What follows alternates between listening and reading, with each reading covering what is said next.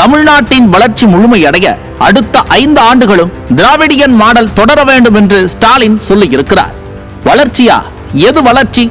எந்த வளர்ச்சி முழுமையடைய வேண்டும் என்கிறார்? அதிக பாலியல் வன்கொடுமைகள் நடக்கிறதே, அந்த வளர்ச்சியா? கஞ்சா, மெத், கொகைன் என போதைப் பொருட்களால் பல இளைஞர்கள் ஜாம்பிஸை போல அலைகிறார்களே, அந்த வளர்ச்சியா? பள்ளி மாணவர்கள் கத்தி அறிவாளுடன் ரபடி போல வலம் வருகிறார்களே, அந்த வளர்ச்சியா? 20 ஆண்டுகளாக இல்லாமல் இருந்த கள்ளச்சாராய மரணம் இவர் ஆட்சியில் நடந்ததே, அதுவும் திமுக காரர் விற்க கள்ளச்சாராயம் குடித்து 100 பேர் இறந்தார்களே, அந்த வளர்ச்சியா?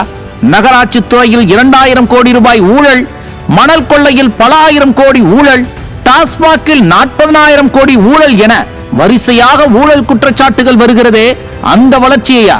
பட்டியல் சமூக மக்களுக்கு எதிரான குற்றங்கள் நடக்கும் மாநிலங்களில் தமிழகம் முன் எப்போதும் இல்லாத அளவிற்கு முன்னிலையில் இருக்கிறதே, அந்த வளர்ச்சியா? எந்த வளர்ச்சி முழுமையடைய வேண்டும் என்கிறார் ஸ்டாலின்? நான் சொல்லட்டுமா?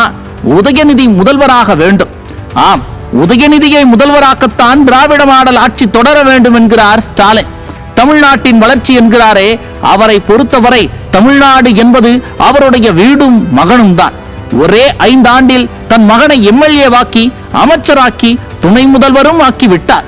இந்த வளர்ச்சி போதாதே, முதல்வர் ஆனால் தானே வளர்ச்சி முழுமையடையும்.